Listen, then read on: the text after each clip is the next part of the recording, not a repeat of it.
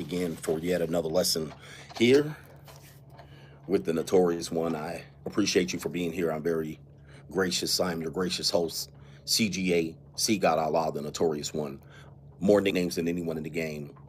And we have a very provocative topic to discuss with you. And you see by the title of this stream is that weak men live their lives through women. All right, so we're going to get busy here in a bit, but first we're going to allow you an opportunity to come through and hit the like button. And I welcome you all to this particular stream. All right, if you're watching this on playback, I appreciate you watching this on playback. And we're going to get busy. We're going to get busy in here. It's boss up season. It is sugar daddy season, get 'em daddy season out here. And I see it's moss season out here. We might have some guests with the moss and the bugs. But it is get 'em daddy season. As you guys know, November 1st is going to be treacherous territory. And we're going to have welcome more and more people over to the dark side, aka the JUCO, aka the monetized dating marketplace. And things will be cleared up for a lot of you men. Shout out to the coach gang, man. Shout out to you. And of course, it is 7 o'clock on the Pacific Standard Time. So everybody on the East Coast, I understand that it could be kind of late for you since my demographic tends to trend to older men that are about 35 to 44 years old. So I know you guys are bedtime for you, and some of you guys are wrapped in the warm embrace of an older woman who pays your bills. So we are here and enjoying the day. I know it's halftime of the football game. So, this is one of those days, but I'm feeling froggy. I've been pushing out content. I'm ready to return to the king of content. I'm ready to return to the king of content. One of those nicknames, as you guys hear me say on a daily basis on the Free Agent Lifestyle channel, is the king of content. And the reason why I had that nickname and that moniker is that at that time I had 8 or so monetized channels. All right, I had clips channels, I had a CGA vlog channel, I had a channel in relationship to asking Coach Greg Adams, also had the main channel, and then the Free Agent Lifestyle channel, and many other channels. I had 7 or 8 channels simultaneously monetized, and I was pushing out content aggressively on all of those channels at the same time. So I was going ham until hateration and holleration came in, and of course, man, all right, I got demonetized, all 8 channels demonetized in one day. So it was quite the wake-up call and the kick in the gut that really slowed down my productivity, and I had to come up with another way to continue this thrilling ride as a skilled content creator and an editor and a communicator and this type of thing. So yeah, it was a kick in the nuts to get all of those channels demonetized at once, and it took me to less of the king of content, but I do have the ability to put out various forms of content, be it that I'm talking on stage, doing live streams, making vlogs, all right, showing my lifestyle as well. I had the car channel that was monetized, and man, still haven't been able to overcome those particular setbacks as a content creator, and haven't been able to get monetized. So I haven't happened to make other platforms a place for you guys to come and watch monetized content, which is patreon.com/ Coach Greg Adams. And I had to have a value proposition, which was talking about money and the money mindset and the blue chip mindset. And then we also have the locals, which is coachgregadams.locals.com. I am one of the biggest locals platformer over there. And we do a Sunday stream over there. So yeah, man, these are survival techniques and all of that stuff. But I'm back here for this particular channel, in which I'm trying to figure out if I want to do live streams like this, which are casual, or if I want to do short form videos and the like. All right, I'm trying to figure out what to do with this channel. This is the main channel. All right, this is the main channel. This is the flagship. This is the mothership. So I'm trying to figure out what I do want to do with this channel, whether I want to pump out short form videos or just kick it live with you smoking cigars in my backyard. There's only so much time I can do this, so it's going to get winter time here in Nevada. Plus, I'm going to be living nomadic lifestyle. All right, you never know where I'll be. And shout out to a leaf by Oscar. This is a leaf, all right, a cigar leaf wrapped around a Maduro cigar. So we're going to enjoy this one today, all right, as we kick it over here and we get uncut, uncensored, and raw over here. So, I'm not sure what's going on there. All right, you can't super chat over here. So if you do want to contribute, one of the places where I look up my super chats is on my phone while I'm outside kicking it. I do have my computer here, so you'd have to let me know if you super chatted so I can stop what I'm doing and all of that stuff. Man, okay, thank you, man. And double tap the screen, and that's the way you can like this particular stream. And shout out to the Angry Man for featuring me in one of his live streams.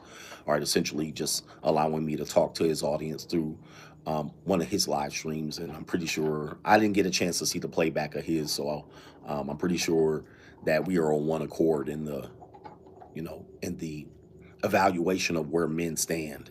All right, the evaluation where men stand. Men are now in a situation where it's hard to get behind the direction of many men because they're lost. All right, we know that men are the new women. They're lost. They're misguided and undecided. They don't know what to do with their lives. And one of the reasons they don't know what to do with their lives is that because they live their life through women. Okay, I once heard a young lady make this particular talking point, and it was a very, very good point, in which you will find that if men do not have any reason to be driven, which is particularly through women, they will not be driven. Okay, they will not improve themselves. They will be slops. All right. If men don't feel that they can get the woman that they can get, men will not do anything. Okay. Men live their lives in which almost every decision that they make on a daily basis has a woman in mind. In fact, most of their lives are pretty much a function of decisions related around women. Okay. So we're going to break this down, and which is the case. And we've seen men decline into a state of anger, bargaining, grief. All right. Somewhat getting in a situation where they're making bad deals and they're hoping that I'm wrong and they're hoping that women change, and particularly black men with black women. This is very big in effect, in which black men typically they can't let black women go. All right. And I do find it interesting for content creators constantly making content about black women.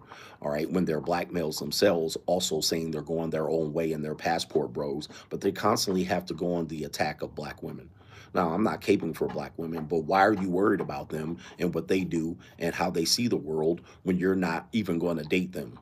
To the point that any of these black women become a swirler or a sugar baby or a porn star, a ghetto gagger, you seem to be appalled by this particular behavior. All right, you seem to be appalled by this particular behavior, which is despicable and disgraceful. You don't care about them. You're interracially dating. You're going overseas to date. Why are you caring about them dating white men? All right, why? It is absolutely appalling behavior, and it's disgraceful to this particular point. I don't know why you would worry about that demographic. I'm not worried about it. Okay, I don't worry about what black women do on a daily basis. I don't care what judgments they have. I typically have not dated them for the better part of my life. So I'm not really discouraged by them interracially dating. Okay. I would love for them to date whoever they want to date and make it work. Just stay out of my hair with it, or stay out of my beard with it. Who cares? Okay. All right, but men tend to be having their nuts in a vice grip.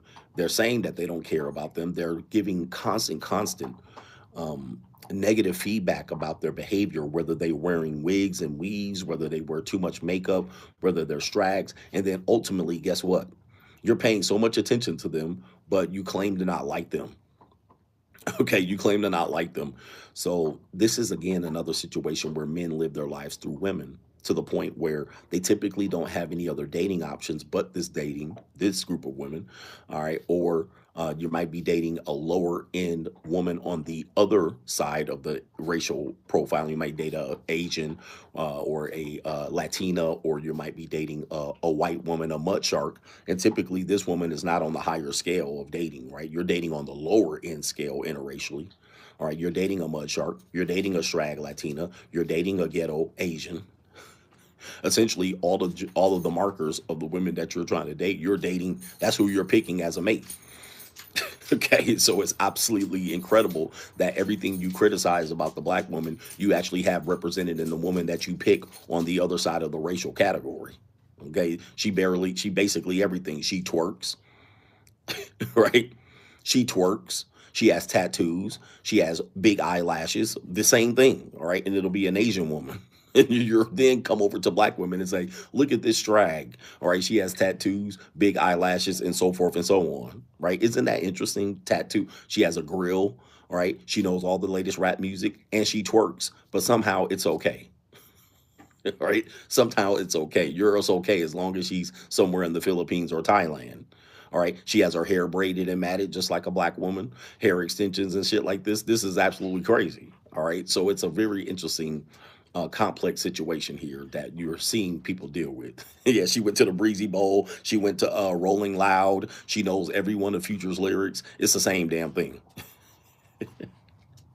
So, you know, they tend to live in the same areas as these particular women. In fact, her best friends are these strags. In fact, you will find that some of these mud sharks and ghetto Asians and strag Latinas with BBLs are simply friends with these strags that you simply want to avoid. It's interesting. Yep, she smokes weed and drinks Henny.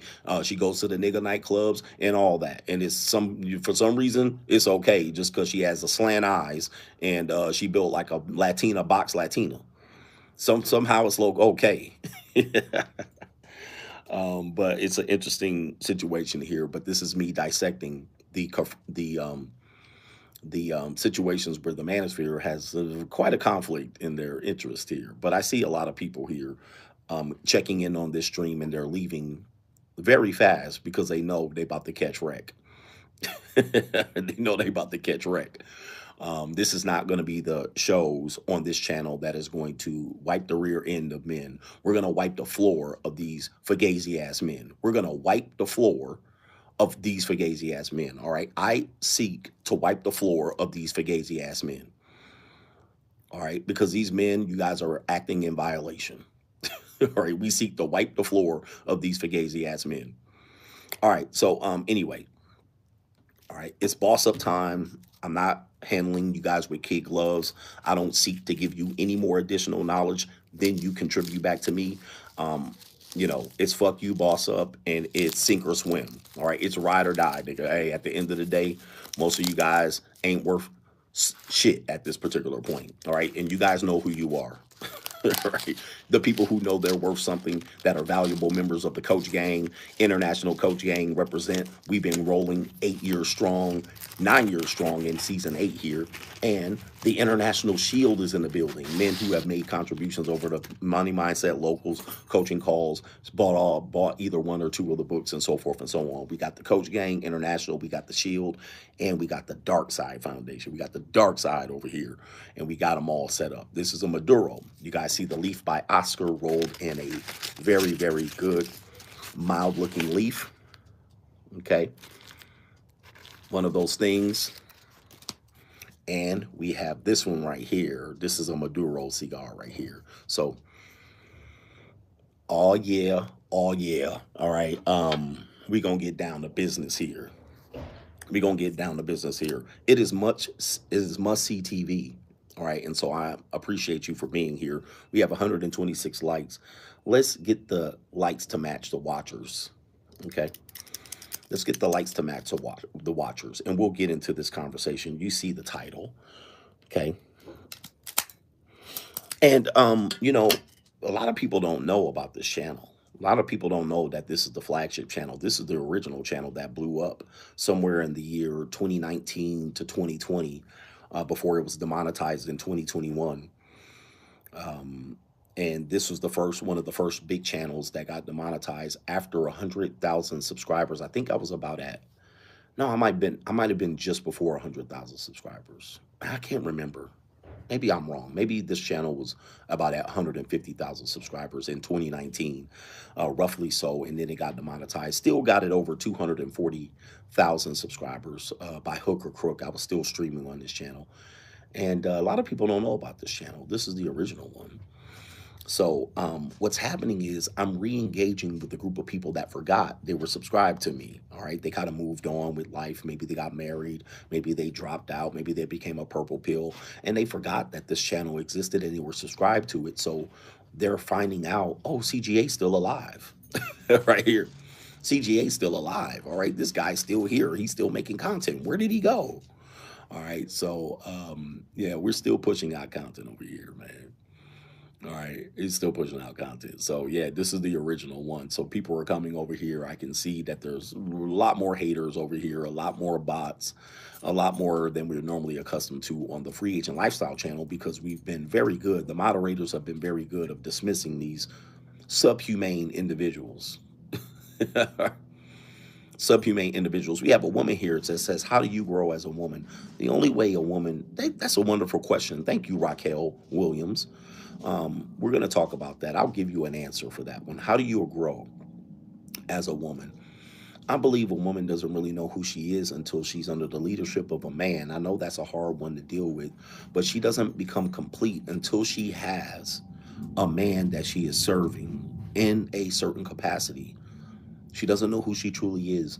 So she has to get into a situation where she trusts, honor, respects a certain man. Now, this is going to be interesting because she's also going to get counter programming from the regular world, her friend, potentially her family members, that tells her that she should not be doing this. This is the world we live in. And thus, it will prevent or inhibit her growth and then get her stuck. All right. So she will be stuck in a loop where she will not be able to get herself out of, particularly if she leaves a man or divorces a man or breaks up with a man because her single friends or her friends or family tells her to break up. She will be stuck in limbo.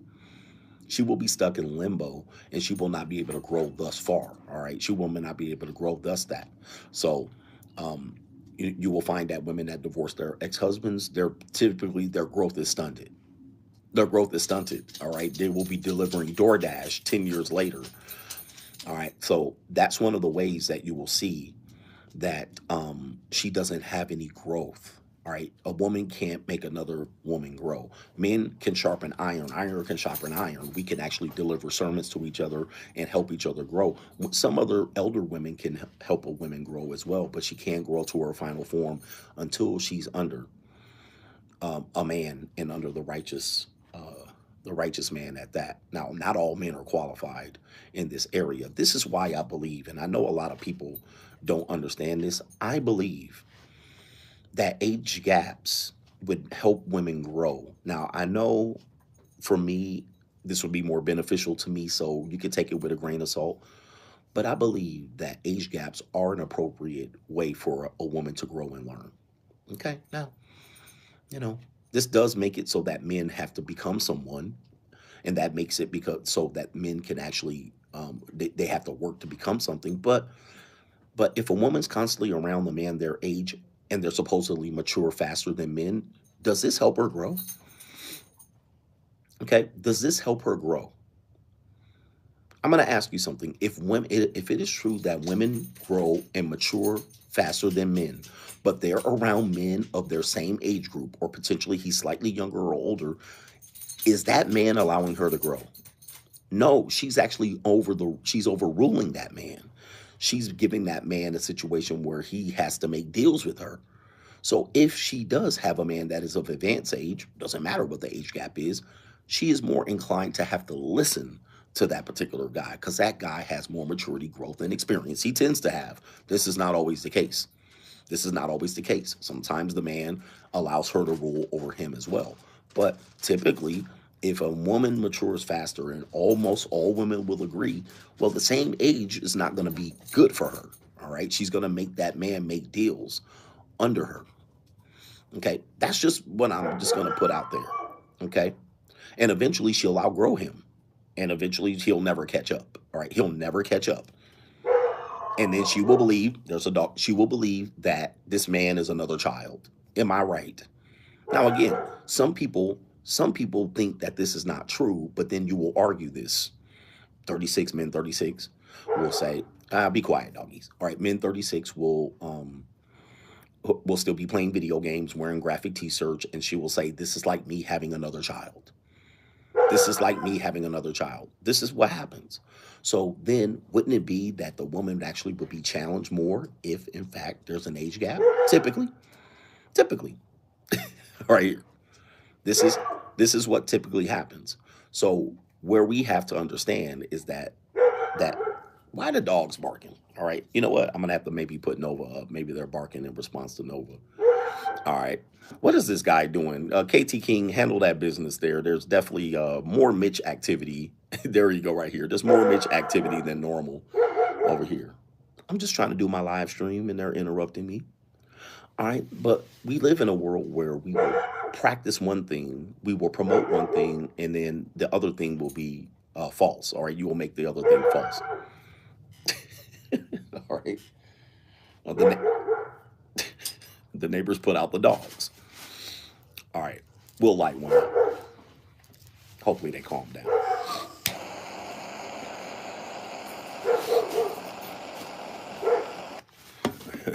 All right. Maybe we'll have to go inside. I don't know, man, because wowzers.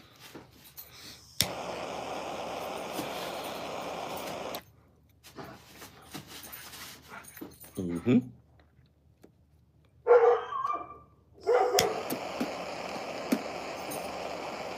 Mm-hmm.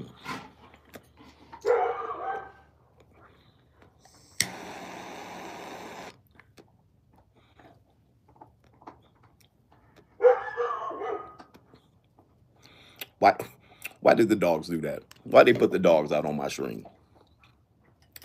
Anyway,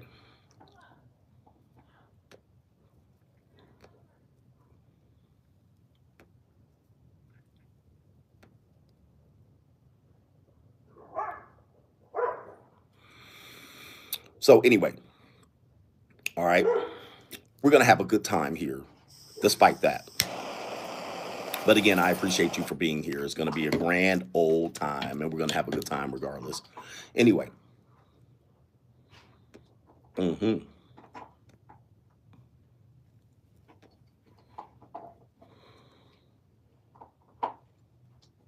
Now, hopefully the dogs have calmed down. All right, so here's the thing with this one, real quick.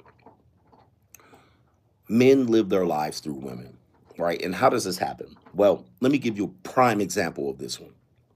Okay, let me give you a prime example of how men live their lives through women. Let's say you schedule a date with a young lady, an older woman, and you schedule a date with her. You get dressed. Okay, you get dressed for the date. As you're about to leave the house, you get a message from the woman. When you get the message from the woman, she says, I can't meet you for the day's date. Press a one in the chat if we've been here before. These dogs are killing me. I'm going to have to tell my neighbors to put the dogs in. But you're dressed. You got home from work. You showered. You shave your nuts. You get dressed. And then right before you leave the door, she says, I can't make it.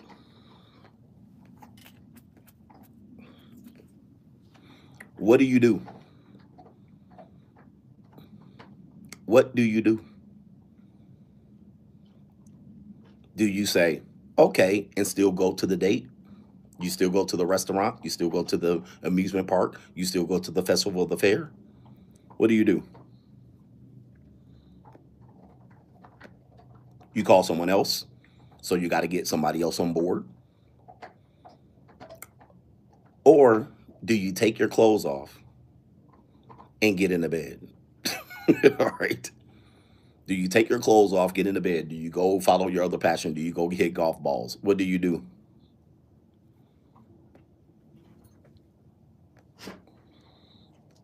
Now, a lot of you guys say, I still go to the date. I still go to the restaurant as planned.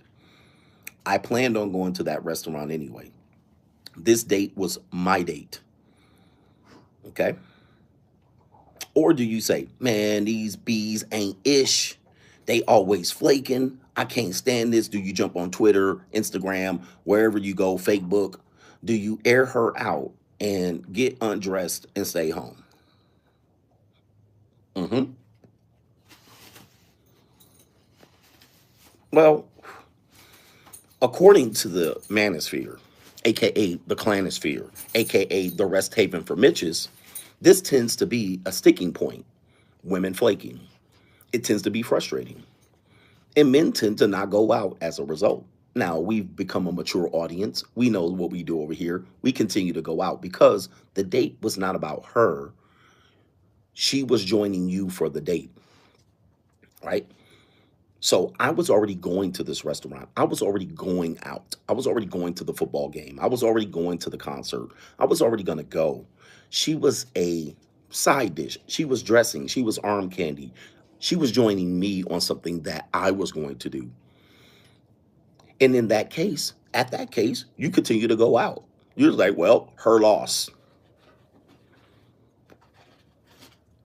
But what tends to happen is men tend to be frustrated about this particular thing, and rightly so. You're frustrated. Man, I planned this wonderful day for her. I planned the magical balloon ride. I planned to rent cars and drive Ferraris around. I planned to do this. I got dressed to do this. I bought flowers and roses. I planned for X, Y, and Z, and she didn't show up. Therefore, I'm going to stay at home and cuss this bitch out. This is how typically a point where you will find that you live your life through women. Because shouldn't you be going to enjoy yourself even if the woman's there or not? Sure. You were going to a steak dinner anyway. You were going to a fancy restaurant anyway because that's the way you treat yourself. But most men aren't like that. Most men aren't like that. They will find that they are only doing things because there's a woman involved. That's how men live their life through women. That's one example. That's just one example of how men live their life through women. Thus, the decisions that they make and how they enjoy life is predicated whether there's a woman involved. Let me give you another example. hmm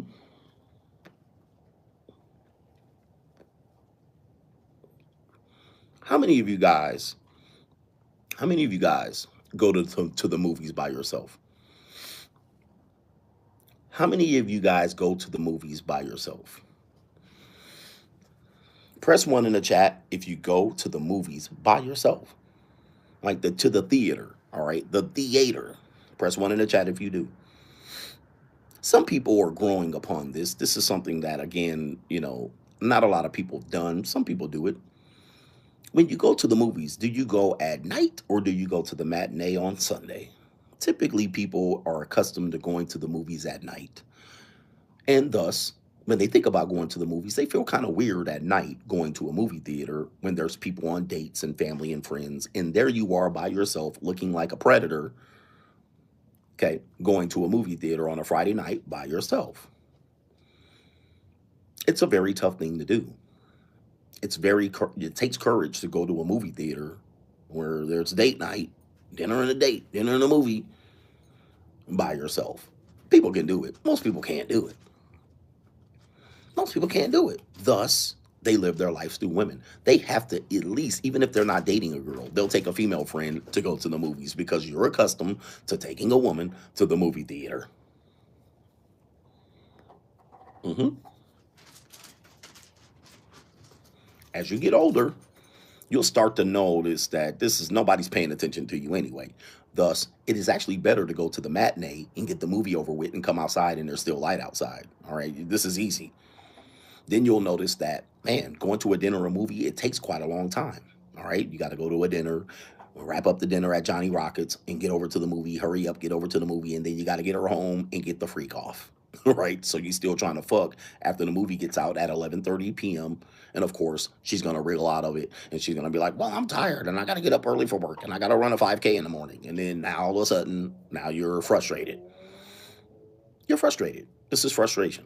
Okay. And you continue to set her up. And this is typically younger men until you find out it's just way easier to go to matinee. You just drive up. You don't worry about anything. You don't buy any snacks. You breeze right through the line. They ain't even checking for tickets.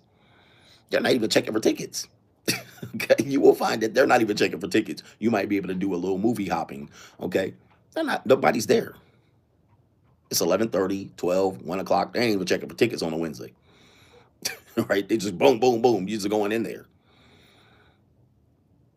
So what'll tend to happen is you will notice that it's way much easier to just go to the movie, all right, and then to not deal with the BS. It is difficult for people to do this. Okay, it's very difficult to do.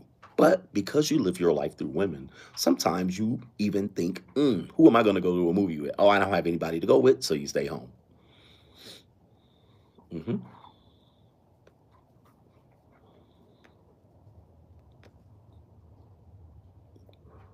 That's an example of men living their life through women. Thus, the women frustrate them when they throw a monkey wrench in any of these plans. Any little monkey wrench. She doesn't have sex with you at the end of the movie date. You're frustrated. She flakes on you. You're frustrated. And this is how weak men go about lives, trying to prove that they can be good statistically with women. And they get frustrated by this. And thus, it leads you into finding answers. All right, I'll give you one more example. I'll give you one more example. Here's another example.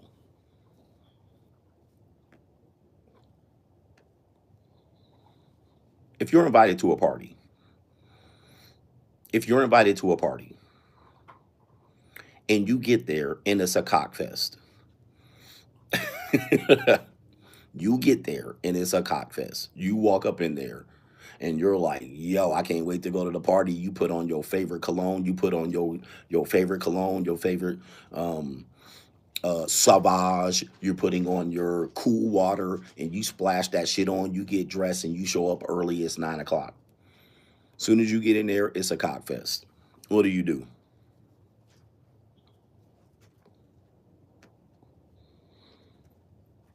You get the fuck up out of there. You're like, what is this? What is this? I'm out of there. You get the Scooby Doo cartoon run. I'm out. Or you say the party is whack. Let's say you get invited to a boat party and it ain't nothing but dudes there. You're out of there.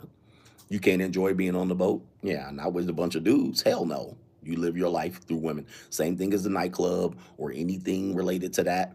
Too many dudes, no fun. Time to go home. No socializing, no networking, nothing. We're out of here. This is an example of living your life through women.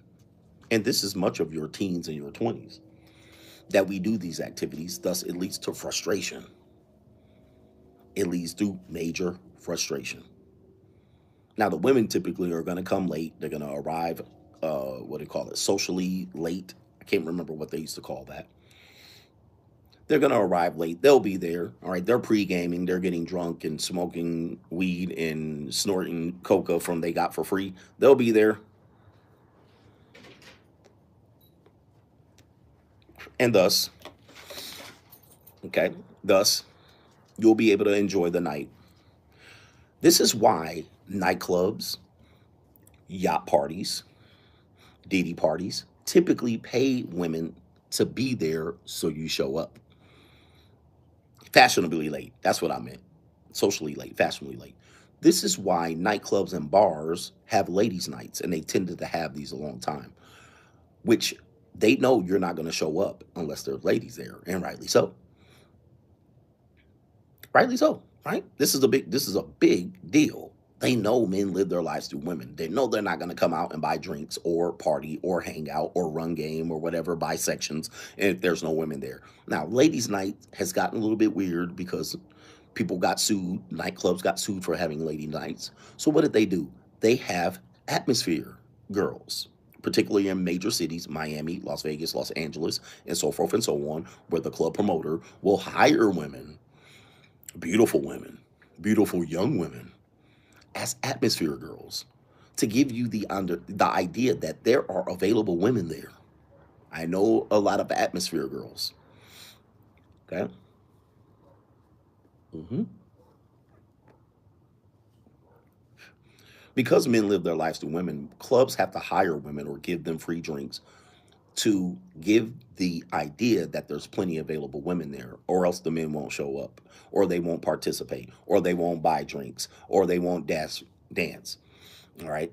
And then when they take pictures of everybody doing what, they take pictures with the atmosphere girls who are in on the gig. They're in on the rig, right? They're in on it. So they know they're there to party. They know that they know the club promoter. They might have slept with the club promoter or whatever it is. They give the indication that there's beautiful women here. You see the posters. They're gonna be atmosphere girls. Okay. They're going to be atmosphere girls. And thus, it makes men show up. Anytime you see a billboard for a strip club or anything, a nightclub, a bar, they're going to have women that they paid, AKA models, to show up there. Okay.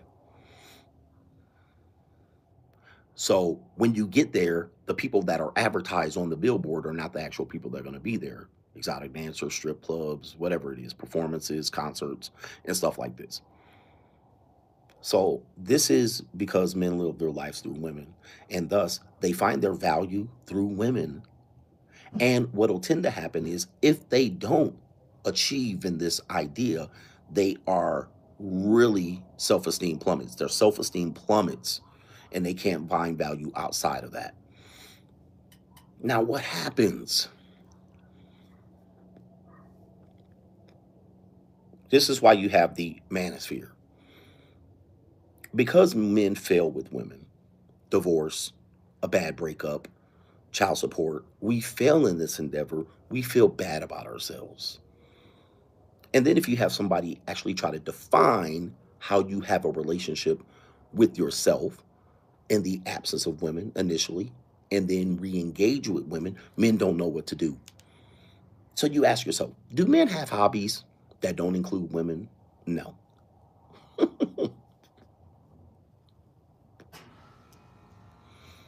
They don't. They don't have hobbies that don't include women. In fact, they will have their hobbies include women. Right? It is hard for men to do that. Now, men back in the day were able to do this because typically women didn't invade male spaces. Now, because women invade male spaces, you include women in there. So you will find that you go to a cigar lounge. Guess what?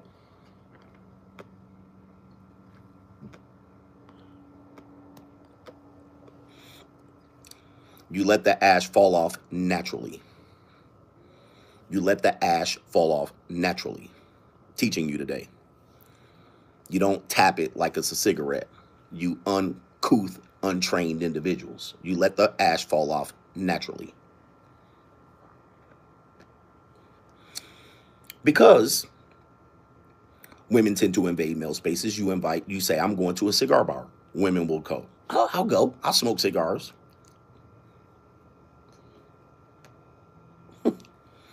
I'll smoke cigars. I'll go. You go to the firearm range. You'll have a woman say, I shoot firearms too. You go fishing. You go fishing. I fish too. Right? No matter what you say you do, you drive remote control cars. She drives them too. You want to drive fast cars. She drives them fast cars too. Now it gets to the point where it is hard to do things outside of women because, hey, they do it too. And thus, you find yourself including women into your hobbies. Sometimes they come in and ruin the entire event. Sometimes they want to learn. Teach me how to bowl. Teach me how to shoot a firearm. Now the whole thing is you teaching and training. Also, you can put your pelvis against her butt cheeks. Okay? And you think, hey, I'll get in there. I'll spend extra time with her. I'll get to touch her. I'll get to break the touch barrier.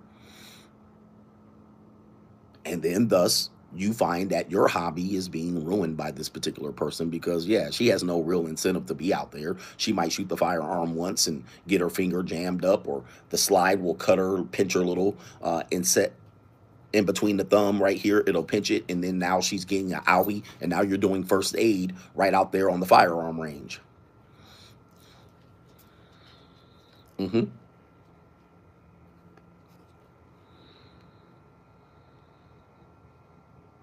So something you enjoy can typically be ruined, or you'll engage a woman in this particular thing. You might even invite her on a date. Hey, date. We're going to the firearm range. Okay. You see what I mean? Thus, what'll happen is you get judged by doing things on your own as a man. Men can't handle it. They'll call you gay.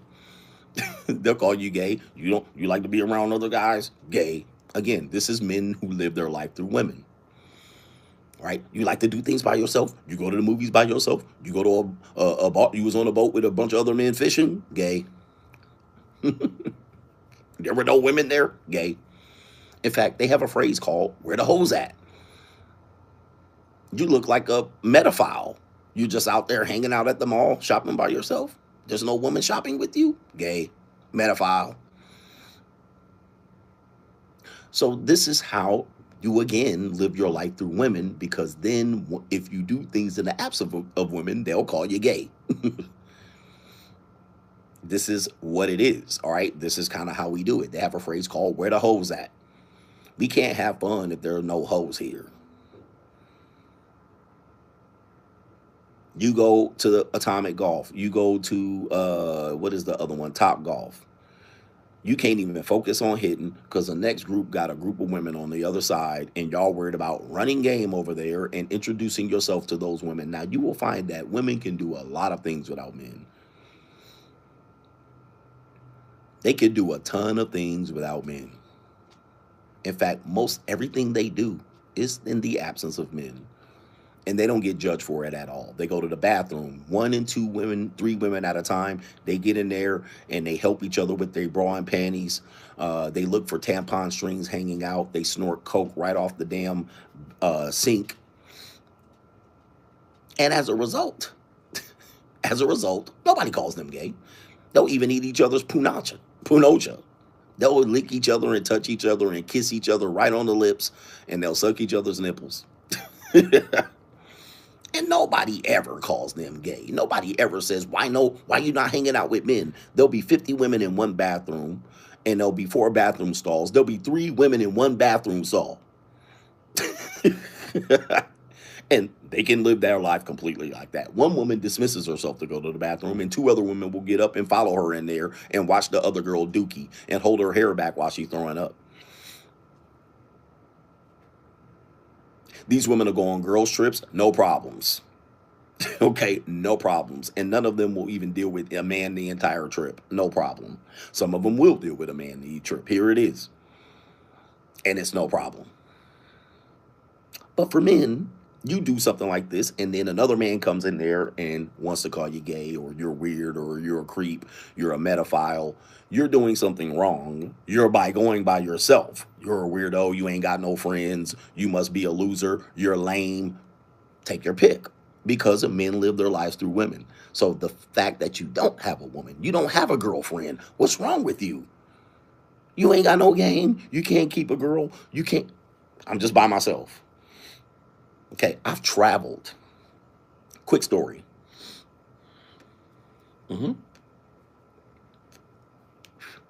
When you travel solo, this is a weird thing. Even for it is a weird thing, and I think the Passport Bros' movement has helped this idea of men traveling. But I've traveled before the Passport Bros solo. I've sat next to couples.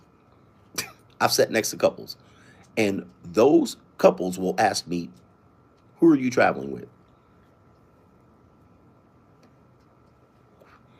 You're going to Vancouver, Canada. Who are you here with? Myself. You're traveling by yourself? Yes, I'm traveling by myself. Are you meeting somewhere there? No, I'm just booked the ticket. I booked the ticket. Even people who are used to being in coupledoms, what they'll do is the man will say to the woman, hey, this guy's traveling by himself. He doesn't have a girl with him. All right. Who is he with? And he'll tell his wife, this guy's traveling by himself. And then he'll lean over to me. You're lucky. I got to take this woman on, and she's going to cost me extra $5,000. You'll tell guys and come back from the trip, I just went and booked the trip by myself. I didn't take no girl. Are you gay? What's wrong? You don't have game? You're a brokey? You can't afford to travel? What's going on here? No, I just went by myself. It is still somewhat taboo for a man to travel by himself. Okay? It is very, very taboo for men to travel amongst themselves because men live their lives through women.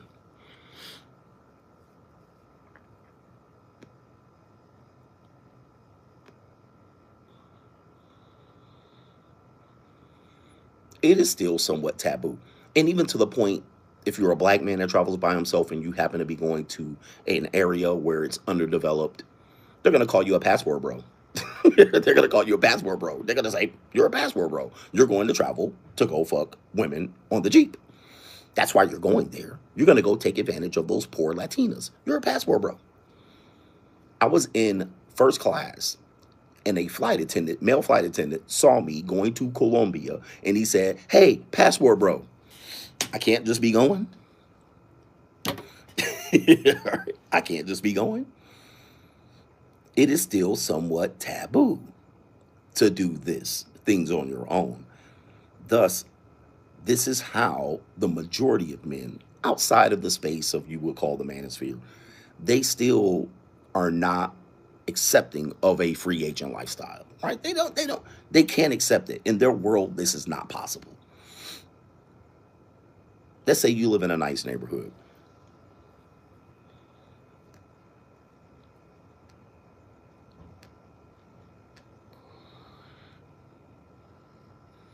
You live in a nice neighborhood, suburban neighborhood, cul-de-sac, great schools.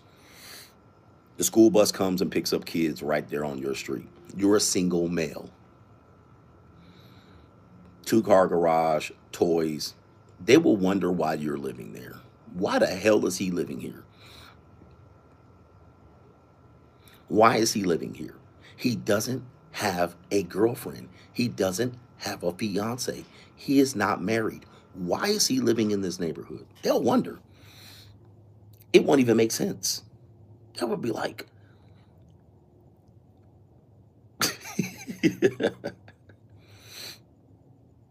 why does he live here? Why does he live downtown? Why does he live in an apartment, a loft, a bachelor pad?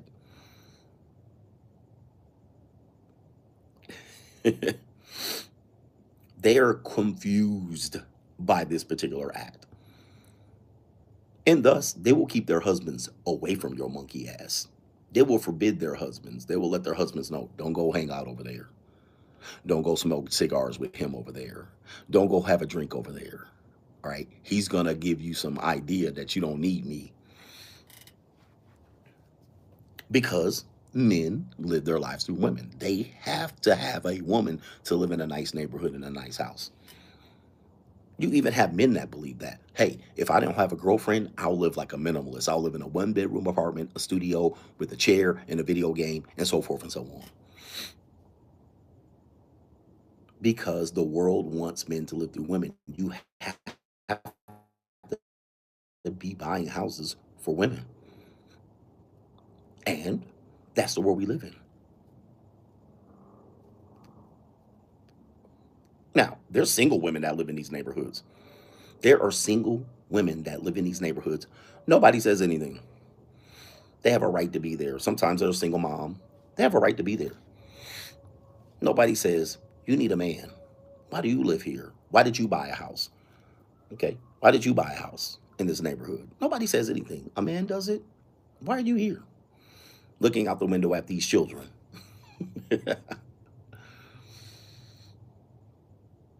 Let's give you another example. I'm giving you all kind of examples before I hit you over the head with the reality. Let's say you go to a bar or a nightclub. You go there and you sit there at the edge of the bar by your goddamn self. Then you have a drink or two. You just having a drink. You just sitting there, just chilling. And somebody comes up and he's like, man, there's so many hot girls here. You should go talk to some. And you say, I ain't interested in none of that. I'm just chilling. You see all these hoes here? There's all these hot girls. And he'll proceed to go from one girl to the next, and he'll bounce around. All right, he'll come back sweating, eyes all big. Man, there's so many hot girls there. And you'll look out there and see nothing but 4s, 5s, and 6s. You're very content with just chilling. I just wanted to come have a drink.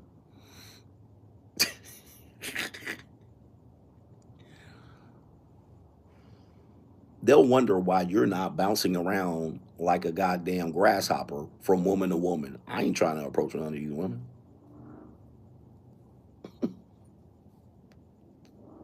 In fact, I don't get my women from these elements. If a woman comes talk to me, fine. If she wants to have a conversation with me, cool. But I ain't about to run up on these women. Guess what? You gay.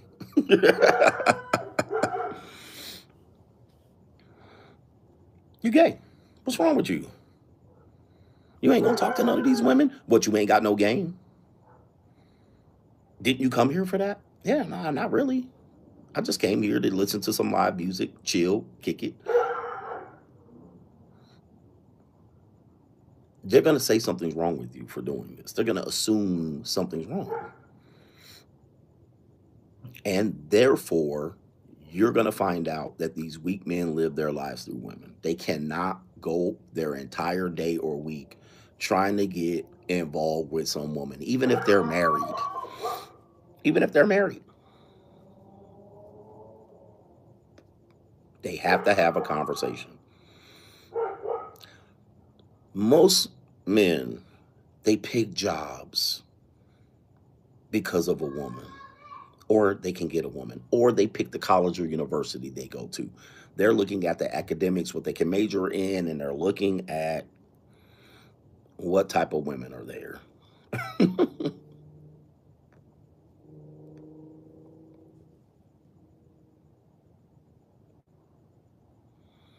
This is the truth.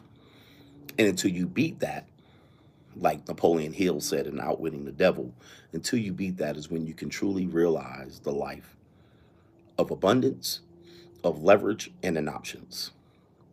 Okay? And this is difficult for people to do, especially men that are social. It is hard to do that because it's a stigma or a stereotype that you have to beat, especially if you're a black man. If you're a black man, you're not running game. You ain't talking to these hoes. You ain't pulling them. And then you'll look out there and be like, I don't see nothing out there.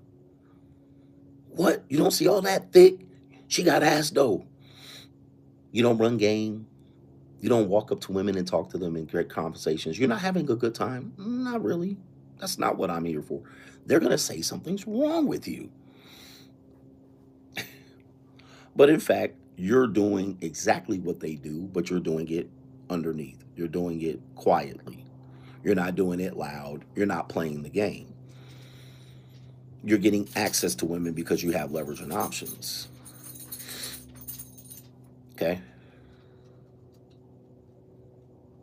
And when you do get your wins, you don't announce it to everybody. You don't go to the locker room and tell men to sniff your finger. You don't do that. You don't have time for that. You don't have time to show all your trophies off and tell everybody what you're doing left and right. You don't have time to bust out a camera and show everybody, look, these are my receipts. You don't have time for that. But other men will want to see this and engage in this type of behavior and say, they'll let you touch her right there, square in the punani. So typically, introvert men, this is how they get around things. But of course, since you're not doing this and you're not doing it loudly or you're not busting a camera out at will, they will say that you're not doing it.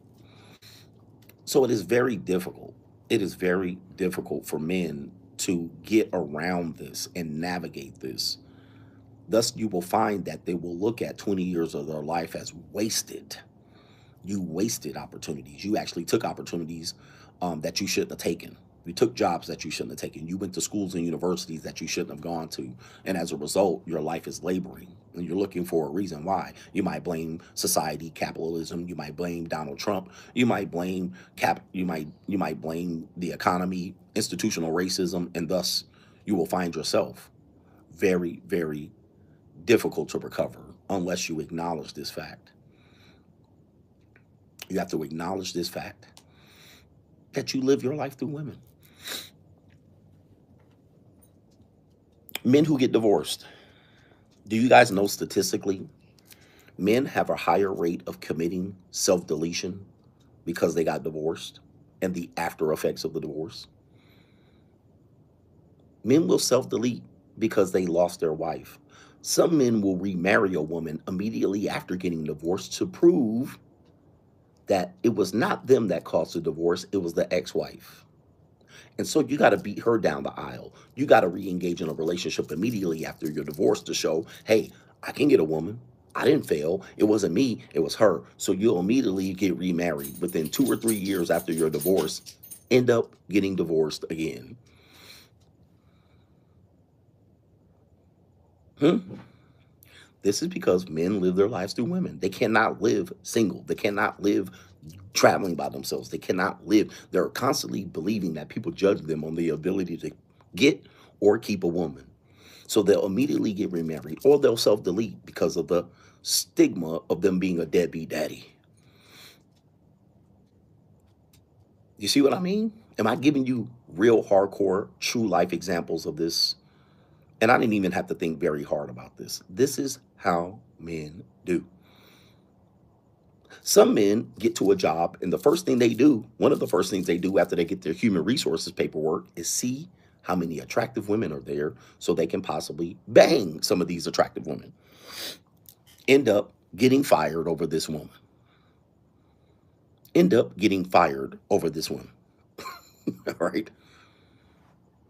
When everybody knows you don't shit where you eat. And every now and then you'll get a guy say, well, I bang women at my job all the time and I've never gotten fired. You see what I mean? And so they'll encourage you to do it. Nah, don't worry about all that. They'll encourage you to do it, thus putting your career and all of everything you work for, right, all over a woman. And many kingdoms have been brought down like this. Many men that have been running for political offices have been brought down on this thing. Now, here's my question. Why couldn't he just go pay for some? Why did he have to bang the maid? Why did he have to bang that woman? Why did he have to sleep with the woman he worked with? Why did he have to bang the intern? Why did he have to do that? It's the thrill of the chase. Why did he have to do that? Why couldn't he just separate the business from the pleasure? Why couldn't he just go to the strip club and put his thumb up a girl's butt and pay her for it? Instead, he banged the intern. Why did he do that? And he got fired. He's in the human resource review. Let me give you a quick story.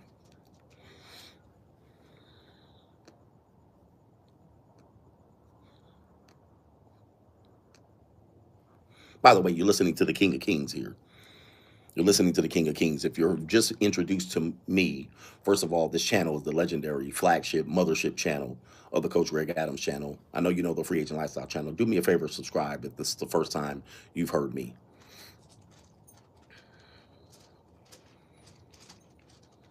Let me give you a story. Quick story.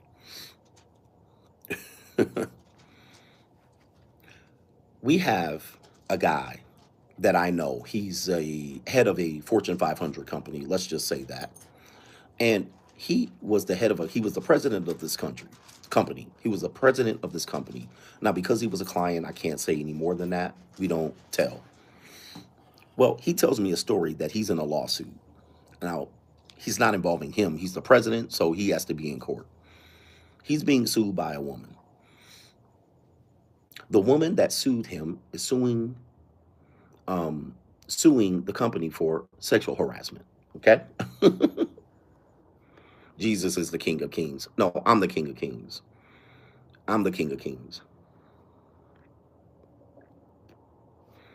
Jesus ain't here. God's on way on business.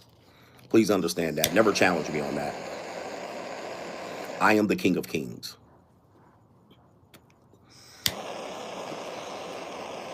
Jesus was supposed to come back 11 times and he ain't came back. Until then, I preside.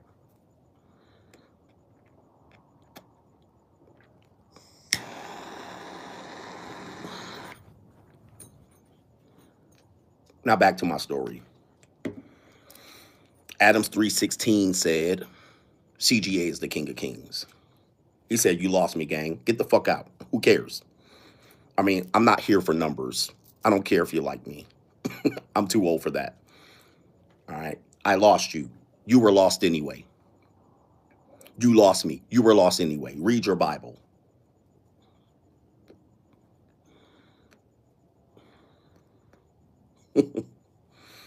When you realize you're watching me, that means what I say goes. Fuck you and the rest of your programming.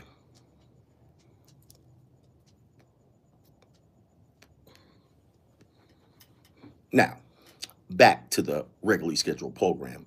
The man I knew was involved in a lawsuit, president of a company. He was being sued by a woman, or his company's being sued by a woman for sexual harassment.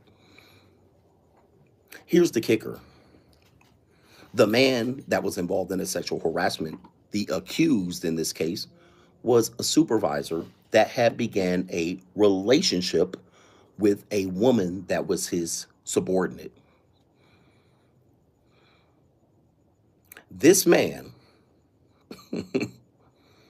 this man who was the supervisor, manager,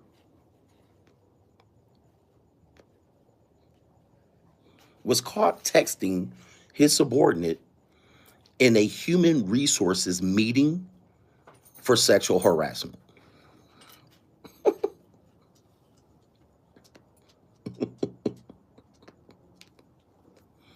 Yes, you heard that right. This man in a sexual harassment meeting with human resources was texting his subordinate, sexting her during the meeting. Now, that gotta be one of the most egregious L's that I've heard of in a long time.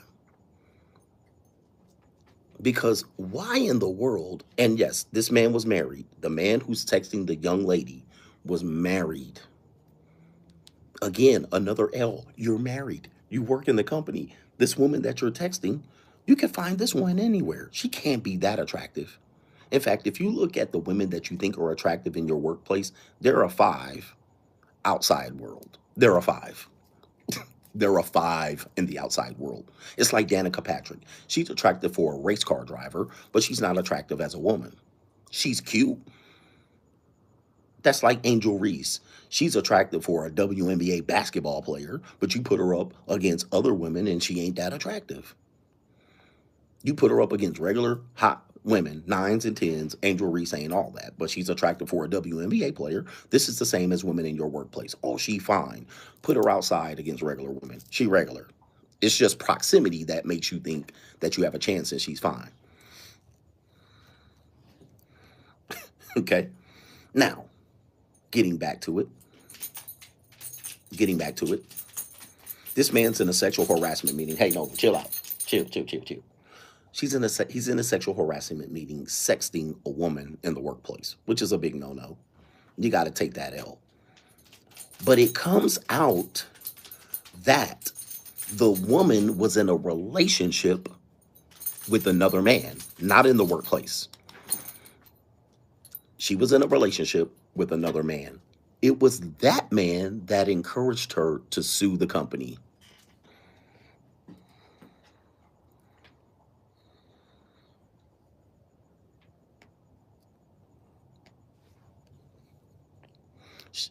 Because he found out she was a willing participant and a volunteer, but it didn't become public until the boyfriend found out that she was sexting another man. And when he found out she was sexting another man, he found out who the man was. And instead of breaking up with her, he encouraged her to sue the company.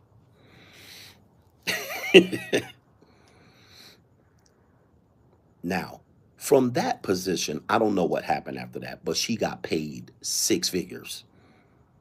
She got paid six figures. Now, I don't know if he got a cut of that money or what. All right. But she was able to smartly play the victim and go in and sue that company because she wanted to keep the relationship with the boyfriend on par. Then she played the victim as if she was sexually harassed when she was a full participant in the engagement of the relationship between the boss and her, the subordinate. Now, in that case, wow, both of these men living their lives through women and it costs six figures, aka all men pay. So the boyfriend's emotional. The woman's cheating on him with the boss over here. The boyfriend says, in order for you to keep this relationship, you got to sue. She got to say she's a victim, Emmett Till style. I didn't really want this type of attention. He led me on. He gave me false belief and hope, and then sue six figures to the woman. And more than likely, she broke up with that goofball after that and bought a Range Rover. Okay. So when I look at this and I say, how are these men involving their lives with all these things that they can accomplish centered around one woman?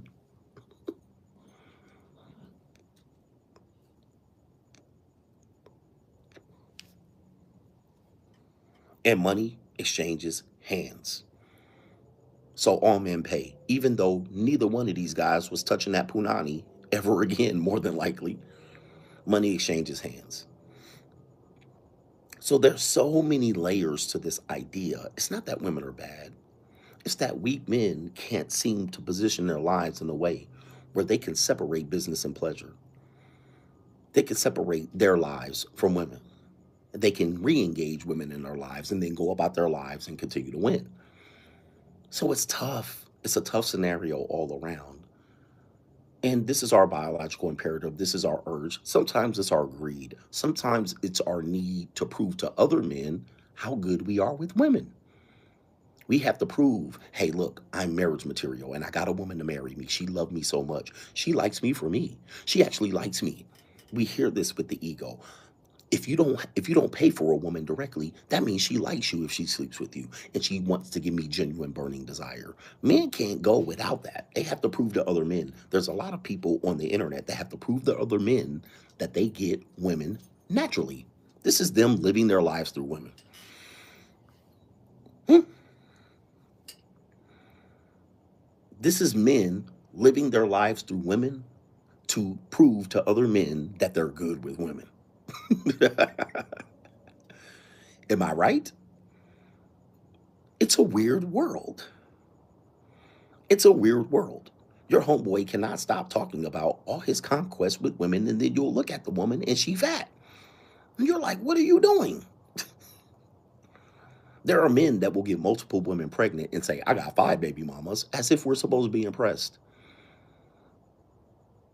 But men will go about their way on the internet. And one piece of proof that they're used, because I use the free agent lifestyle and say, hey, I can separate and compartmentalize women over here.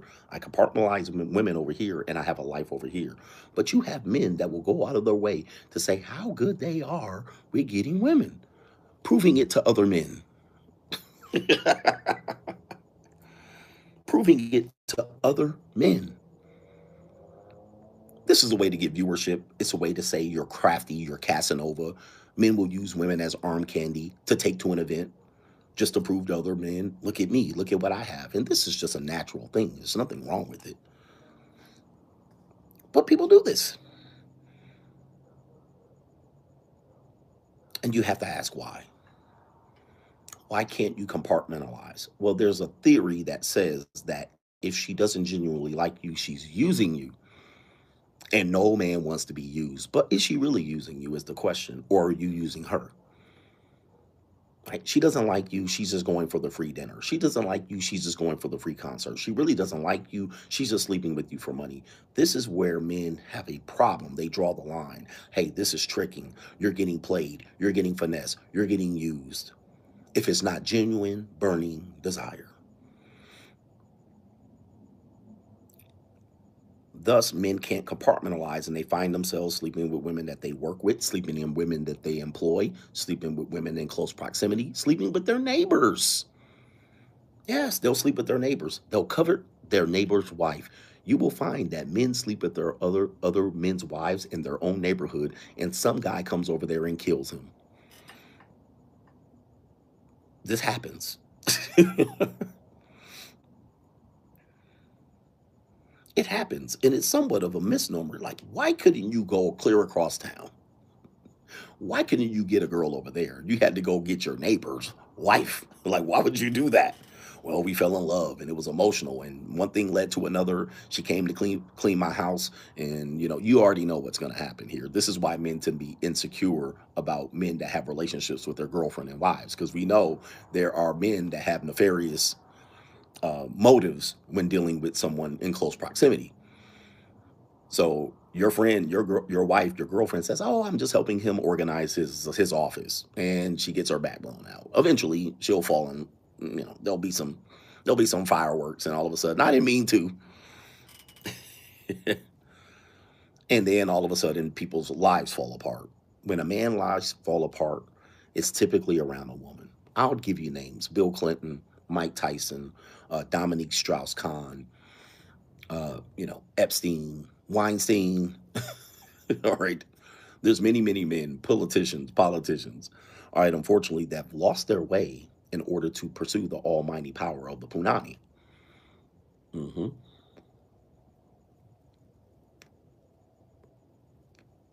When there could be another way. You don't have to do it this way, but we're kind of groomed and trained to do it this way to impress, unfortunately, other men. Shannon Sharp, yep, Hulk Hogan. There's too many examples of this. Shaquille O'Neal. There's a lot of people out here trying to figure out their way around this, and they have to learn that hard lesson. All right, I could have paid 250 to the stripper. I could have went to the VIP room. I could have got a sugar baby. I could have hired an escort. All right, you could have been able to get these jollies off, but unfortunately, we look at it as a negative. All right, we don't want to do that. All right, you got to get her to really like you. They'll find something wrong with it, but you don't have to do either way. But you could have. I'm just saying you could have. You fucking with the intern. All right, you get like President Bill Clinton got slipping my mind, all right? But you literally put your reputation on the line. Gary Hart, a lot of people have literally lost their ability to run for president for this particular reason. And it's a sad thing. Impeached, yeah. President Bill Clinton got impeached, all right? And but impeachment doesn't mean removed. He got impeached for sticking a cigar up a woman's punani.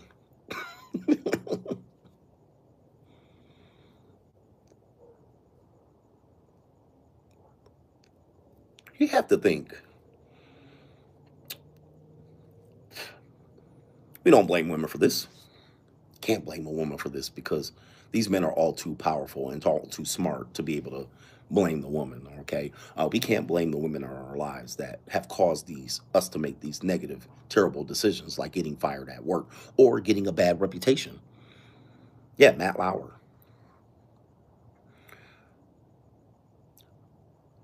There are men that were in fitness training. All right, fitness trainers. Fitness trainers typically have a reputation of being flirtatious, maybe getting a little bit too personal and close with their clients. I worked in that industry for about 10 years, and it is somewhat true. It's not always the case. People can remain professional, but people will think, hey, I can become a fitness trainer or a massage therapist, and therefore I can get close to my clientele, and then I'll be able to get pussy right for my job.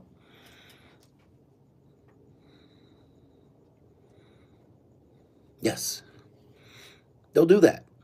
Hey, I want to be a personal trainer. I get to stretch out women and get close to them and touch their legs and their arms and maybe scrape their breast. And these things will happen. I get to get my jollies off and maybe I'll fuck some of my clients. And guess what? Why would you do that? Because you're going to mess up your bag or you're going to get a bad reputation. Thus, husbands won't send their girlfriend or wives or girlfriends to train with you. Yes, it happens. I've known men that have been in these professions that have a reputation in which the husband says, I'm going to train with this trainer. And the husband says, no, you're not going to train with that trainer. They have a reputation.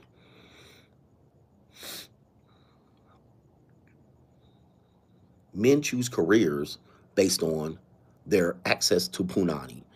Men have explored being gynecologists to be around stanky punani. Now, you'll probably turn gay being a gynecologist, being around pussy that much. You're probably not going to be in the pussy. All right. Or you'll end up impregnating all of your clients. All right. That has happened too. But men have pursued jobs in the medical field to get close to women. This is an idea where you're saying men live their lives through women.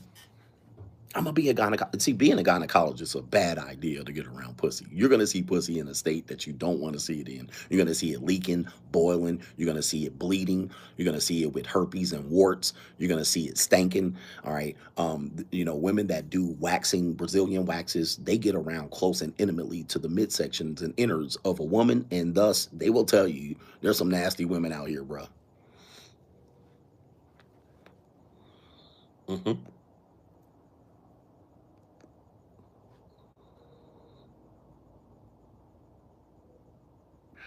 Ask any woman that's involved in waxing that do Brazilian waxes.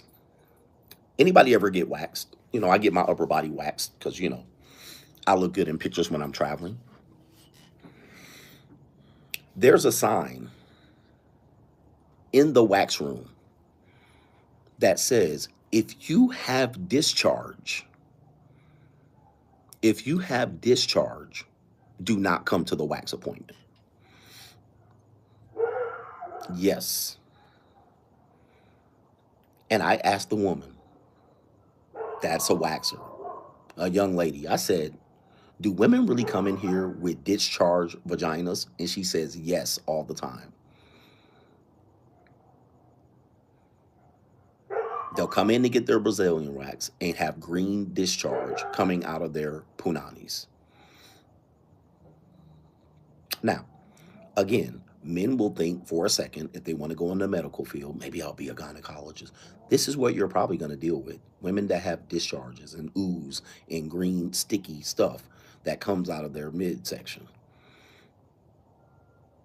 And you thought of getting in that career. You done went to 4 years of medical school. You done went to you done went to do residency, and now you're trapped in a career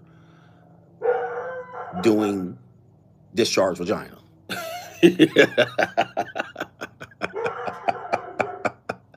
And now all of a sudden you sashaying and chanteing. As a matter of fact, my first, my then wife's first gynecologist was a gay male.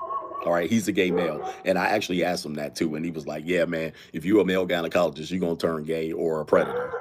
It's hard to stay professional because you're dealing with a nasty area. This area is very nasty. By the way, there's dogs and coyotes everywhere. We got coyotes here. Now you got to pursue this career looking at discharged vaginas. Yes, it's a very nasty thing, but you have to think men do question these things. They do think about these things as career things, you know? Let me give you another example. Do you know that I once explored being a massage therapist? This was in my 20s. And the reason why I did it is because I was already a certified fitness trainer. And I thought maybe this would work as a tandem. You know, you're pairing up degrees and all kind of stuff. Maybe I'll look at being a massage therapist. One of the questions they ask you in massage therapy school right at the beginning before you pay for it is, are you willing to massage men? Now, they only ask mostly the men, but they're going to ask this question. Do you know that most men say no and drop out of the program? Do you know that most men say no and then drop out of the program? That's what I was told. I was told that because their whole intention was to only massage women, and they will red flag you if you say, I will only massage women. You're getting a red flag. They're going to watch out for you.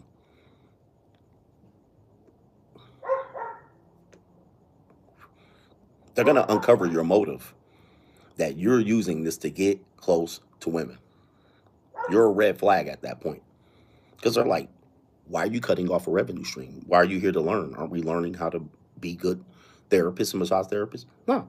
You're going to immediately say, hell no, I won't touch any men. Well, that's an example of men living their life through women. You only are going to massage women. They're probably going to kick you out of the program.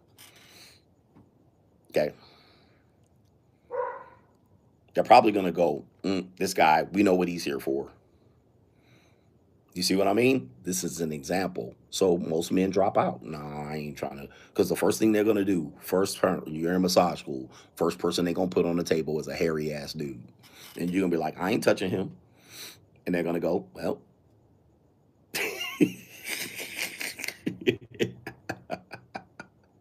well, guess you don't want to be here for the right reason.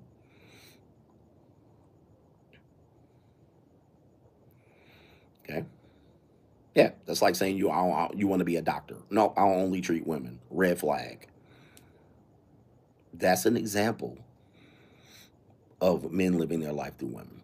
Okay. And it cannot be understated. So what happens? What's the end result? What is the end result? Until you conquer this, and it might take you until your 40s, until you beat this beast, you cannot truly be 100% complete the man you need to be. You cannot truly become the man that you need to be. You will find that men that are successful, that are able to deal with this, become very successful when they put women in their proper perspective, right? Where they're not the number one goal, where they're not leaving lunch or work early to meet a woman for a date. All right. As they say, okay, as they say, there's a phrase for this. Okay, there's a phrase for this. But most men can't conquer this They'll be 40, 50, and 60-year-olds still trying to prove to the world or to other men or to other women that they can be great with women, when in fact they can't be great in other areas of their lives. Okay, they can't be great in other areas of their lives. Even when they're great in one area of their lives, look at the kicker from the Baltimore Ravens, the quarterback from the Cleveland Browns. These are alleged incidences where these men possibly did not have to be flirting with massage therapists and asking them to touch their peen. But they gave up their whole career, great careers, careers headed to greatness, to act weird around allegedly massage therapists, allegedly. And it's a weird thing. You go, how did you get to that point when you could have paid a woman, right? You could have paid any woman. You had enough money to pay whatever woman. Well, in our world, it's seen as a negative. So I'm gonna pay around the woman. I'm gonna pay a massage therapist to massage me and then ask for a happy ending and get it, only to get a charge later on. But if I paid her directly, no, that doesn't count. It's like hunting. It's like having people prepare your steak instead of hunting the steak in the wild.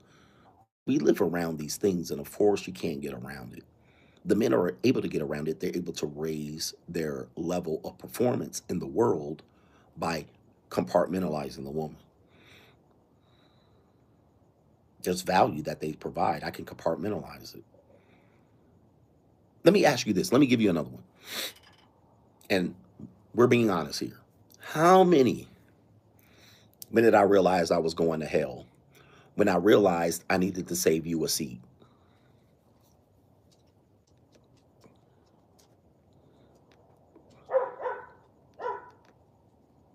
That's when I realized I was going to hell. When I realized I needed to save you a seat. Because you going there with me. You going there with me in a handbasket.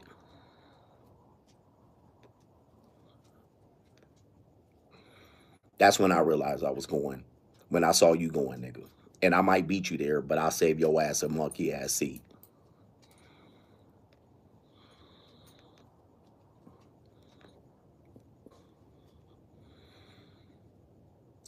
Now, let's get back to the show and be distracted by these Mitches. Now, shout out to the new people here discovering the realest of the real, the true king of kings. How many of you guys have been in a situation where you were working, you had a goal, but you had a girlfriend and you broke up with her? Okay? You broke up with her.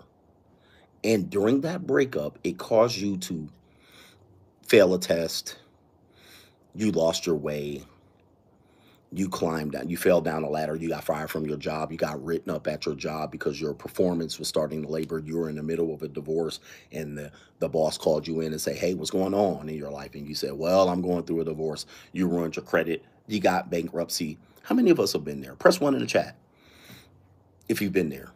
Press one in the chat if you've been there. Now, if you haven't been there, you're lying. We've all been there. There's nothing wrong with this. This is a natural thing. But why does this one breakup cause you to fail your test? You ruined you bombed the SAT. You bombed your final exam. You bombed your certification exam. And so forth and so on. This is an example of men that live their lives through women so much that the breakup caused you to fail and falter. Or the idea that while you were focusing on what you were doing, you're in the military, you're overseas, but you're so worried about your wife getting fucked in the barracks that you can't focus on aiming and hitting your enemy. You think your wife is out cheating on you, or your girlfriend is going on dates while you're out focusing on your exam. How many of us have been there? Mm-hmm. This happens all because we live our lives through women.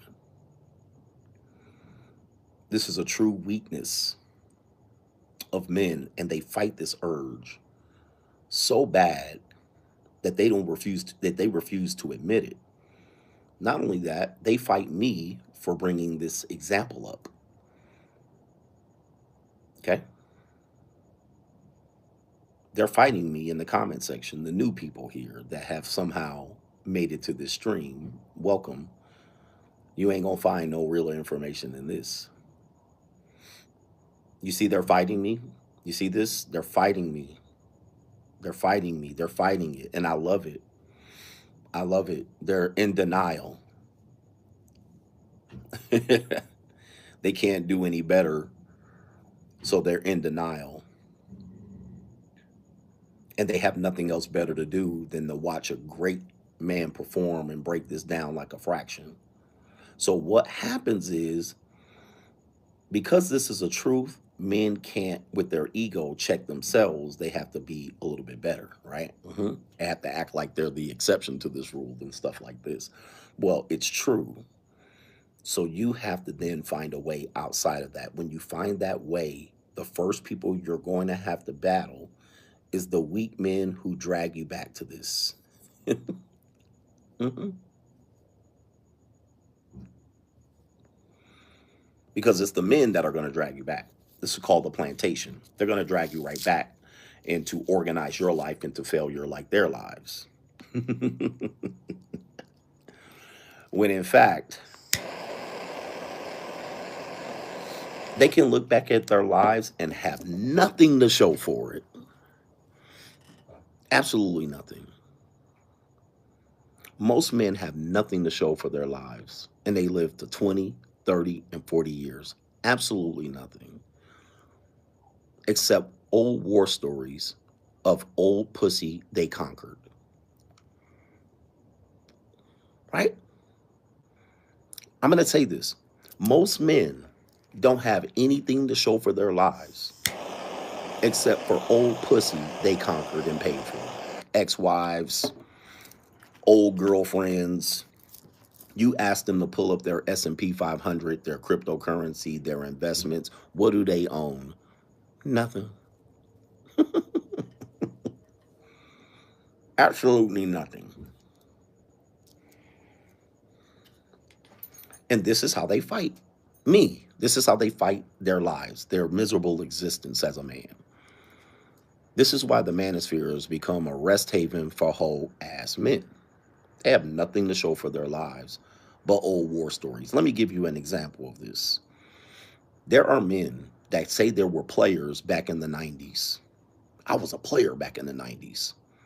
I used to get hoes. I was Granddaddy Caddy. I was Macaroni Tony. But they're broke. But they don't got no teeth left. They'll say they were a pimp and how they used to pimp hoes, but got no dental plan. They'll tell you and show you old Polaroid pictures of baddies that look like Nia Long or Aaliyah, meanwhile got a fat wife at this particular point. They still wearing Steve Harvey suits, polyester suits. They haven't upgraded their wardrobe. They're 50 to 100 pounds heavier than they were. They don't have no teeth.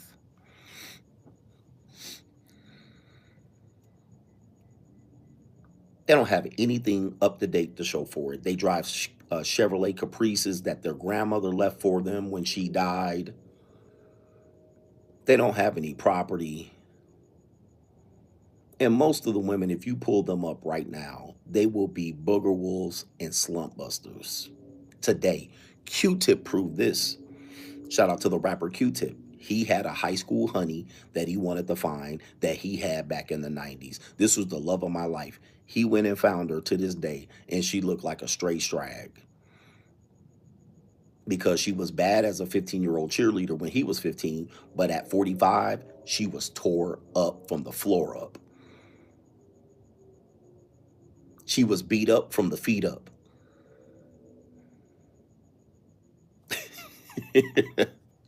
And all they got is old war stories. You will find that men that are Generation X, boomers got old war stories. Steve Harvey still got old war stories of women that he used to get back in the day. Meanwhile, simping today.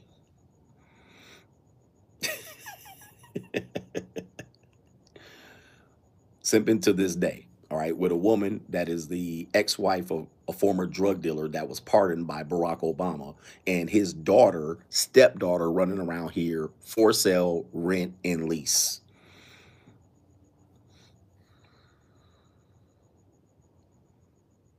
Yeah.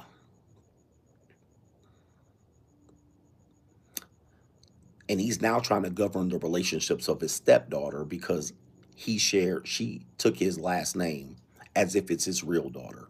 But he's got old Ohio player war stories. You see what I mean? Men cannot go about life without showing and demonstrating that their value is hung up and their life has been lived on a woman. It's hard. It's hard. But only a few people can navigate this and get over it. Only a few.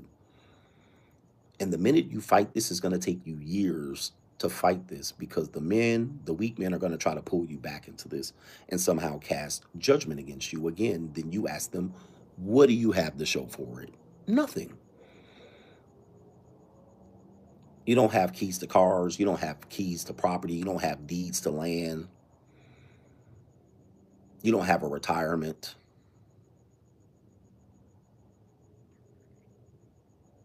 You've never bought a new car. Well, new cars are a waste. You're going to tell me that. You've never had a threesome, right? You never had a woman under 185 pounds. You've never had a woman under 185 pounds. You've lost more than you actually possess to this point. You've lost more than you actually possess to this point. You can look back at the losses. You lost relationships with your kids, houses, cars, real estate, lawsuits. All right. You didn't wasted time. You didn't had child support, 250 grand of child support. You didn't lost way more than you have accumulated or possess at this particular point. And guess what? You still got war stories. You still out here trying to prove to these men that your value lies in how successful you are with women when you've been nothing but the opposite.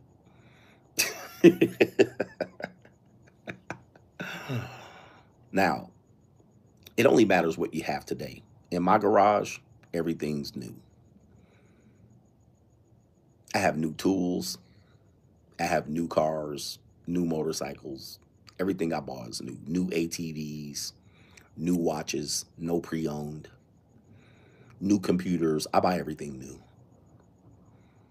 And I'm 50 years old. And I got war stories, but none of them are important to me at this particular point, other than those things. Those things are way more important to me.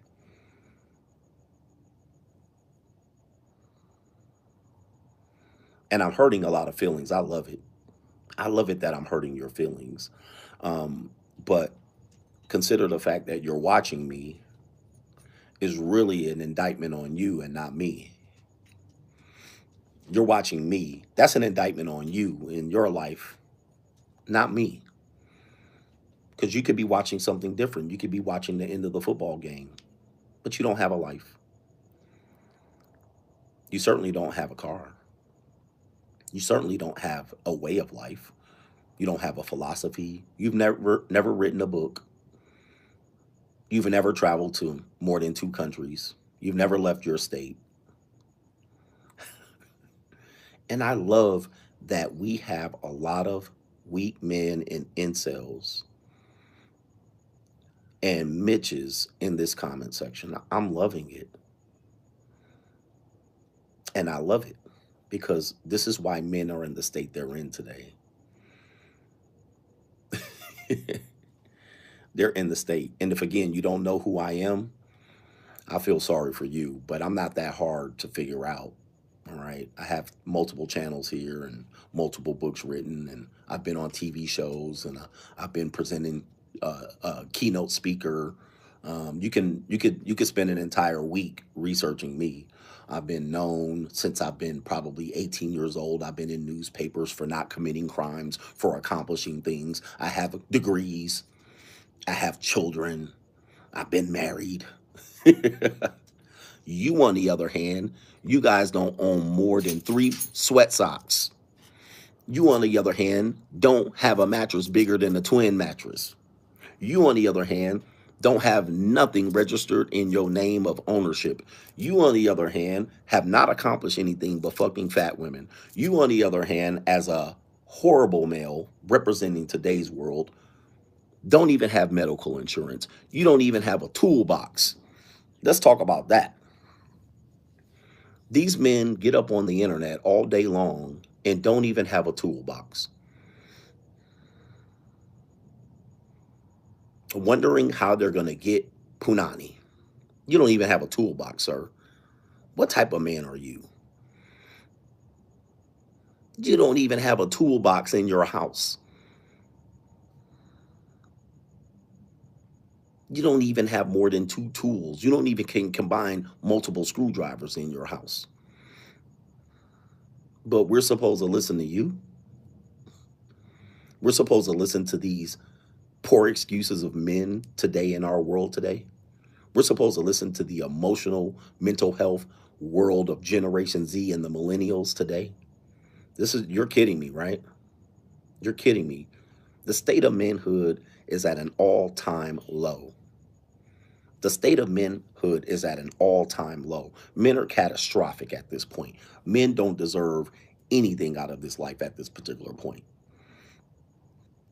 Men don't have firearms. You don't even have extra ammunition. You don't even have extra magazines for your firearms. I mean, why are men, why are men so pathetic today? Why are men so pathetic today? Look at the state of these men. Look at these people here. These men got lint in their belly button. None of these guys got a 4 or a 6 pack. None of these guys got muscle on their body. None of these men can grow a beard that could connect. Most of these men don't have a 9-volt battery to fix their smoke detector right now. As a matter of fact, check this out. Go to your room right now. Your room, because you don't have a house. Go to your room and give me a 9-volt battery. I bet you don't have a 9-volt battery in your whole domicile. The state of men are at an all-time low. And look at these men crawl out the back of the room like the cowards they are, because today's men are nothing but women. They're cowards. They're keyboard warrior and internet gangsters. Me, on the other hand, I am proven with 100% receipts. You can take that shit to the bank. You're looking at the man your father should have been. You're looking at the man that your father should have been, that he couldn't be because he was too wrapped up fucking with your fat mama. Yes, your mama's fat. And if your mama's fat, you need to shut your mouth right now, because the likelihood of your mama being fat is about a 99% chance. 99% chance your mama is obese. 99% chance. And there's a 98% chance that you're obese. There's a 99% chance that you're obese. 98% chance. Because look at these pathetic ass men out here. Can't do 15 pull-ups. Can't do 38 push-ups consecutively. This is where men are today. You thought this was a manosphere red pill channel. Oh, no, it's not. You men are coward and pathetic out here, and all you can govern your life by is pussy that you ain't getting. You ain't even getting any. Look at these men crawling out the back of the room like cowards. Today's men are nothing but cowards. Ungrateful men that don't even invest in themselves or their wardrobe or their skill. You Mitch ass ninjas running around here trying to figure out how to get a job without scooping ice cream at Baskin and Robbins all day. Have the nerve to run around here and see a real man presiding in front of them and then cast judgment on me. This is the world you live in, the unsuccessful men of America. The unsuccessful men of America, the Mitch men of America. And it has been propped up by the male space. It is the male space that is giving you the idea that you're the prize, when how the hell you the prize and you don't have a toolbox? How the hell are you men of the prize? You have to ask yourself, we're naturally the prize, but you guys are a poor excuse of a prize. You guys are a dollar store prize at this particular point, you big fat human beings, you obese males. The obese males of America. The obese males of America. You guys are pathetic excuses of men. Men are rolling over in their graves at the state of men today. The previous men are rolling over in their graves at the state of men today. And it is because you've been propped up by a group of men that claim they're going their own way, they're red pill, and you've been propped up by coward men. Yes, you have been. You've been propped up and you've been championing coward ass men. Most of you guys are drug addicts and beer guzzlers. Most of you guys can't go 2 days without jumping on some weed.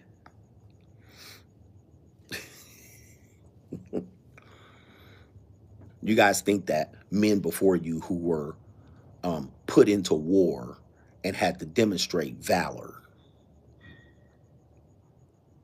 represents the state of men today, when you guys are pink panty wearing ass men. Pink panty wearing ass men. You guys wear the panties in our society today. You guys wear the panties in our society today. These women are more men than you on a regular basis.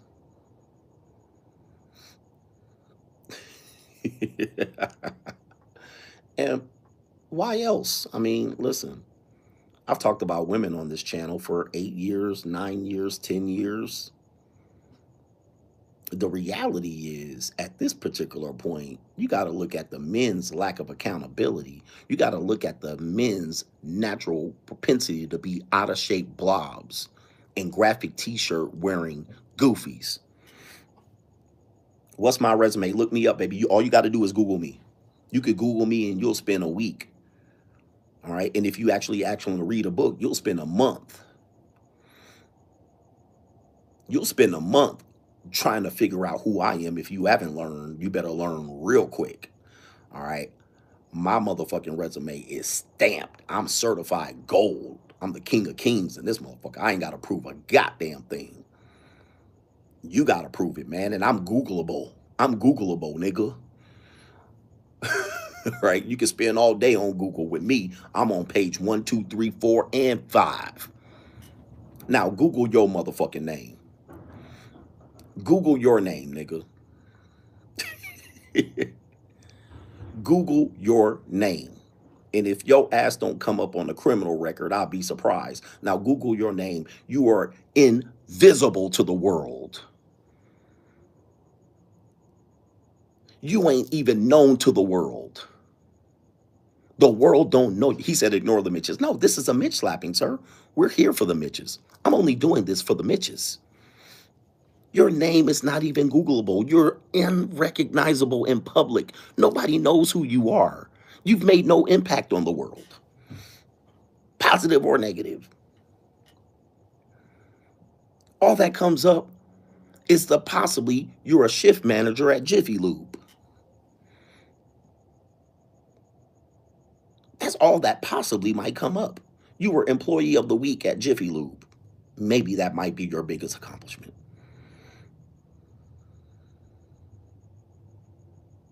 But you're the prize.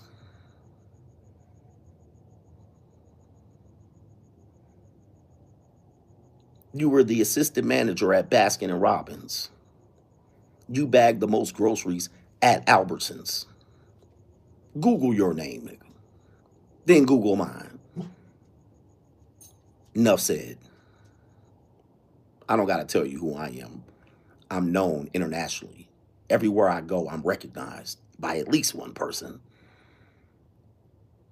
no matter where I'm at. I've been to 20 plus countries. I've been recognized in 20 plus countries at least once.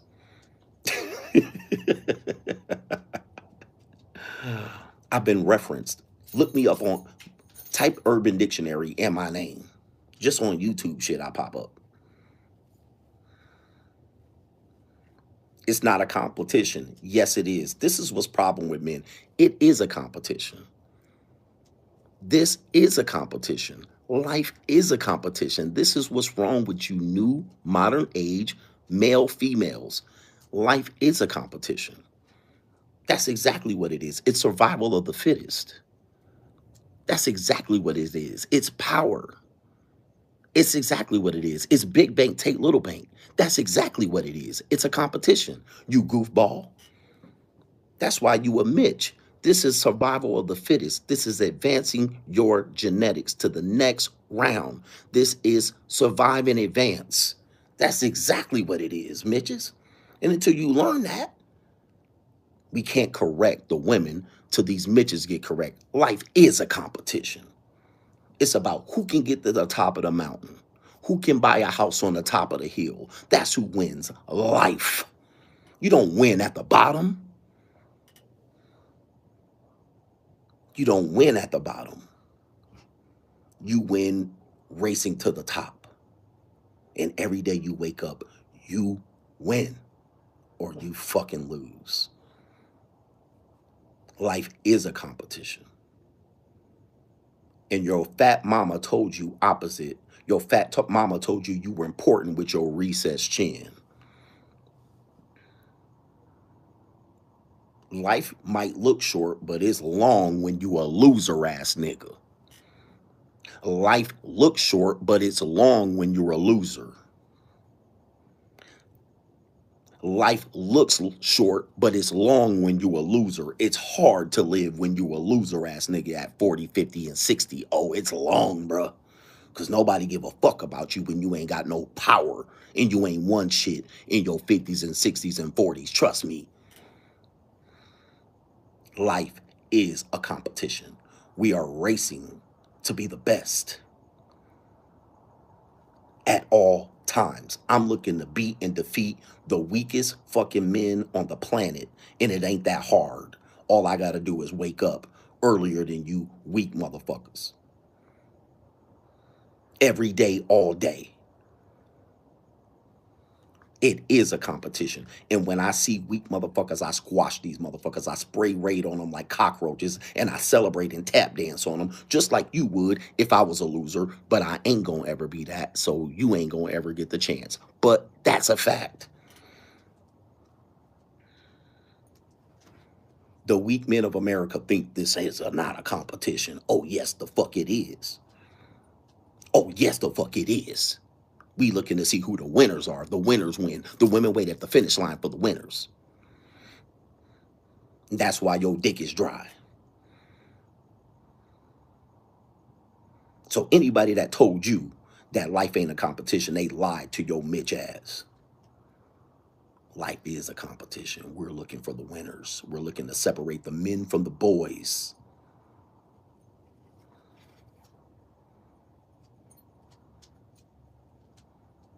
If you ain't competing as a man, you're a woman. If you're not competing as a man, you're a woman. If you're not competing as a man, you're a woman. Only losers believe men ain't competing against each other. Hey, by the way, we ain't all in this together, nigga. I'm looking to beat you on a daily basis, and I'm winning. I'm looking to beat the next man every single day. I ain't trying to get the next man up to my level. I'm trying to beat your ass every day. Pause. So if you ain't winning, that's when you think it ain't a competition. That's a loser mindset. Losers think this ain't a competition because you ain't collecting nothing, because you ain't never won nothing, nigga. When you experience winning, did you realize this is a competition? Mitch ass niggas. Mitch ass men of society, the weak beta males of society, the weak manosphere Mitches. All right, you guys are why you're gonna be a loser your whole goddamn life, and I'm here for it. All day you lose every day talking about this ain't a competition. This is crazy, bro. This is crazy, bro.